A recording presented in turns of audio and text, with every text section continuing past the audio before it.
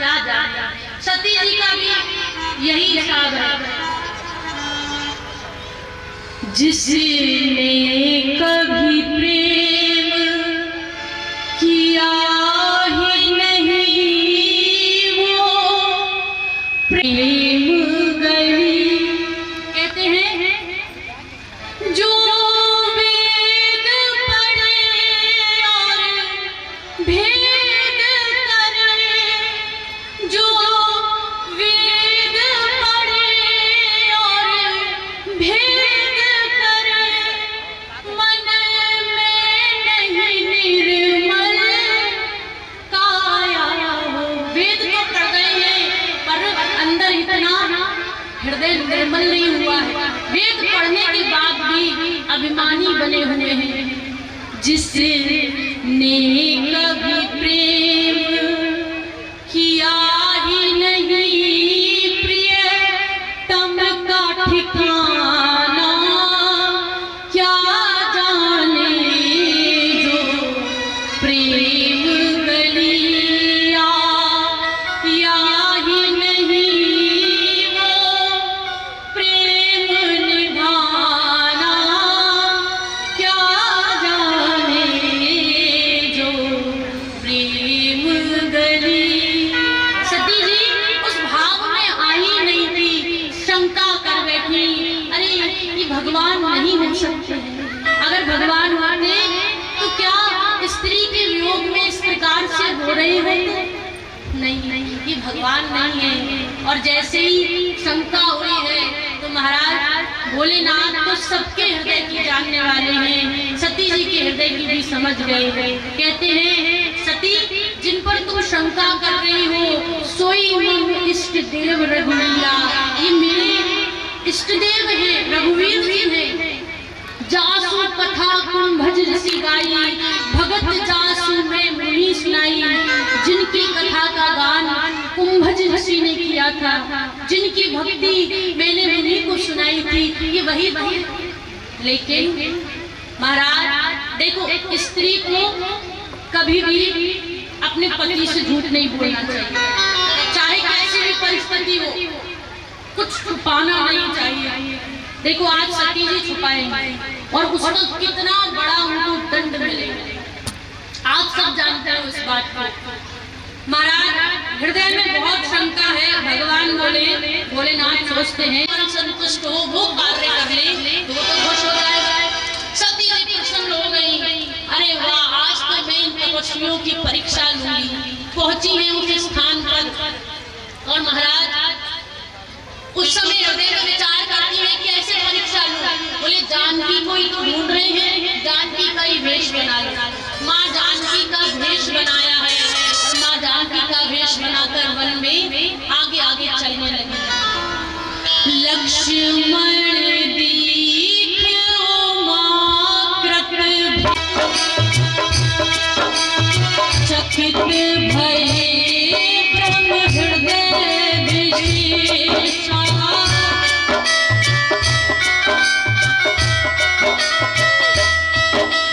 कहना सकत कछुमति गंभीरा।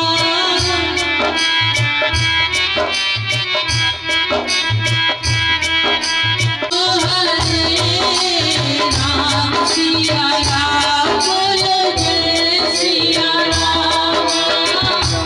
सिया राम बोलो राम सिया राम। सबसे पहले हो सकती है और महाराज बोले प्रभु आप ही देखना, आपकी लीला आप जानो। और जब राम जी की दृष्टि पड़ी है तो भगवान पहचान रहे हैं कि मैया आज मेरी परीक्षा लेने आई है। जोर पान प्रभु कीन प्रणाम,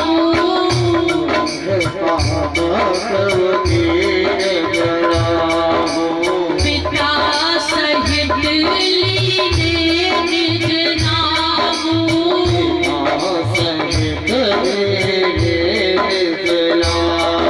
भगवान जान करके प्रणाम करते हैं, पिता सहित अपना नाम बताते हैं। कहते हैं माँ आप अकेली इस जंगल में क्या कर रही हैं?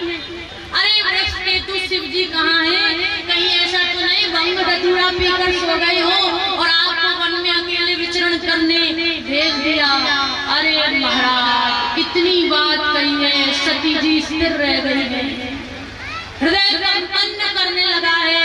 किसी का अगर झूठ पकड़ा जाए तो उसकी क्या क्या दृष्टि होकर समझ सकते हो। आज रूप तो माँ सीता का बनाकर खड़ी है और भगवान प्रणाम कर रहे हैं। हृदय में बड़ी जलन होती है कि ये मुझसे क्या करती होगी।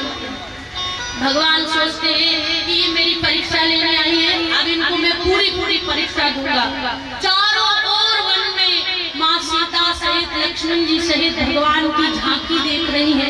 जिस ओर नजर जाती है उस ओर राम जी, माँ जानकी, लक्ष्मण जी दर्शन हो रहे हैं। बार बार यही जब दर्शन हुआ है तो मस्तिष्क घूमने लगा है। नेत्र बंद कर लिए, कानों को बंद करके पृथ्वी पर बैठ गई है। त्राहिमाम कर रही है, हे राम मेरी रक्षा करो, मेरी भूल को क्षमा करो। उसी क्षण भगवान अपनी सारी लीला खींच लिए हैं।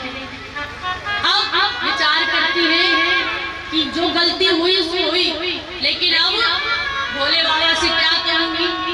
लेकिन भोले बाबा इधर सोच रहे थे, क्योंकि जो कुछ भी होने वाला था वो भोलेनाथ को पता था। और भोले बाबा इधर विचार कर चुके थे, होई सोई जो राम रचना,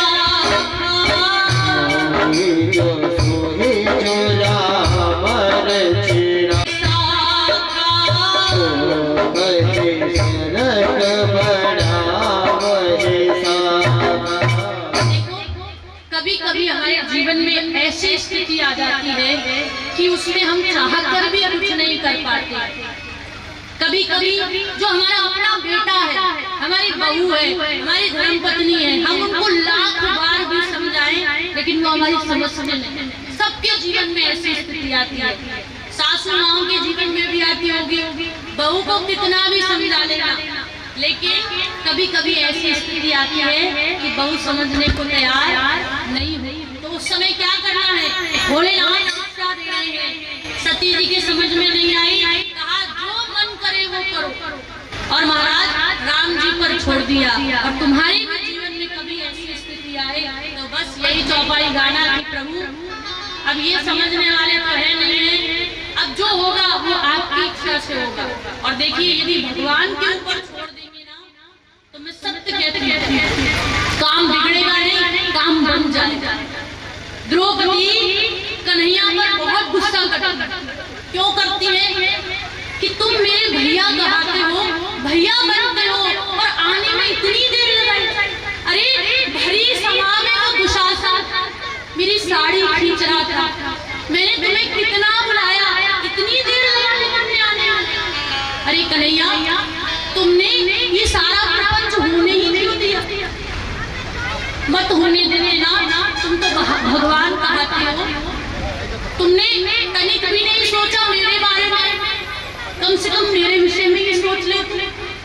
तो भगवान कन्हैया अपने दोनों हाथ उठाकर खड़े हैं और कहते हैं बहना मेरा इतना बड़ा अपराध नहीं है जितनी तू मुझे सजा दे रही है। बोले गलती मेरी नहीं है, गलती तेरी है, गलती पांडवों की है। तू सबको पुकार रही है कि मेरी रक्षा करो, मेरी रक्षा करो, लेकिन मुझे तो बुला ही नहीं रही ना। और जब तक तू मुझे बुलाएगी नहीं तब तक मैं आऊंगा कैसे? देख जब पासा फेंका गया, ध्यान से सुनना मैया, इधर भगत भी सुनना ध्यान से, सब अपने जीवन में ये गलती करते हैं। जब पासा फेंका गया, चाल चली जा रही है तो शकुनी बैठी और दुर्योधन बैठे। दुर्योधन से कहा गया भैया दुर्योधन पासा फेंको। तो दुर्योधन क्या कहता है? नहीं मैं पासा नहीं फेंकूंगा। क्यों? अरे मेरे मामा बैठे तो हैं, मेरे मामा पासा फेंकेंगे। लेकिन जब धर्मराज से कहा गया कि धर्मराज पासा फेंकिए, तो धर्मराज एक बार भी मुझे याद नहीं करते हैं। धर्मराज भी तो ये कह सकते थे कि मेरी तरफ से मेरा कन्हैया पासा फेंकेगा। शकुनी चाल चल रहा था। अगर मैं पासा फेंकता तो फिर मैं शकुनी की चाल को भी देख लेता।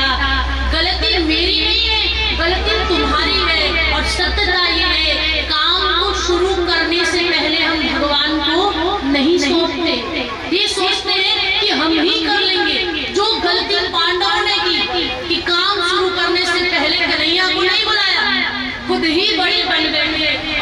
गलती हम अपने जीवन में करते हैं, चाहे बेटी का विवाह हो, चाहे बेटे का विवाह हो, चाहे बच्चों की नौकरी लगनी हो, कोई संसारिक संबंध निभाना हो, कुछ भी करना हो, काम को शुरू करने से पहले उनको बुला लेना।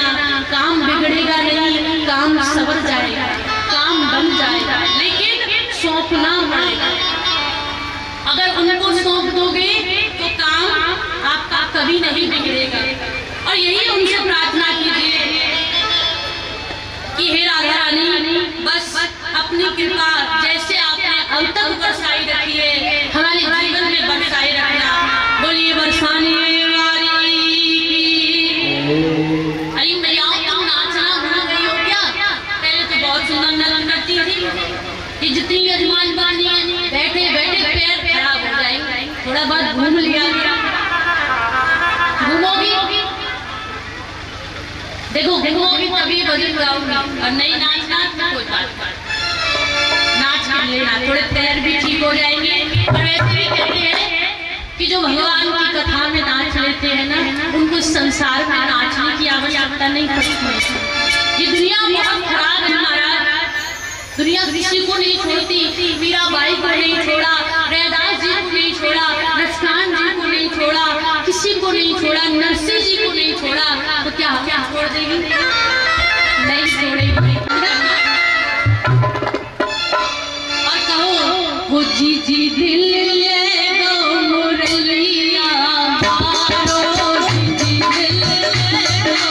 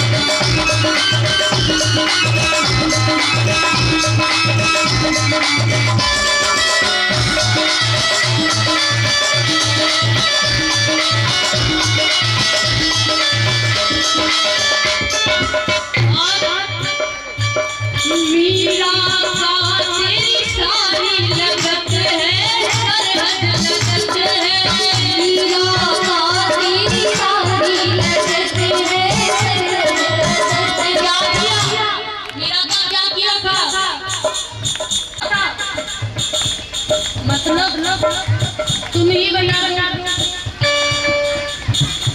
वाके विश्व को अमृत बनायो, बंसी वाले को बंसी वाले बुलायो, कनुआ में बुलायो नहीं आयो, कनुआ में रोई रोई काटी, रोई रोई काटी, सारी सारी रात में रोई रोई काटी, रोई रोई काटी।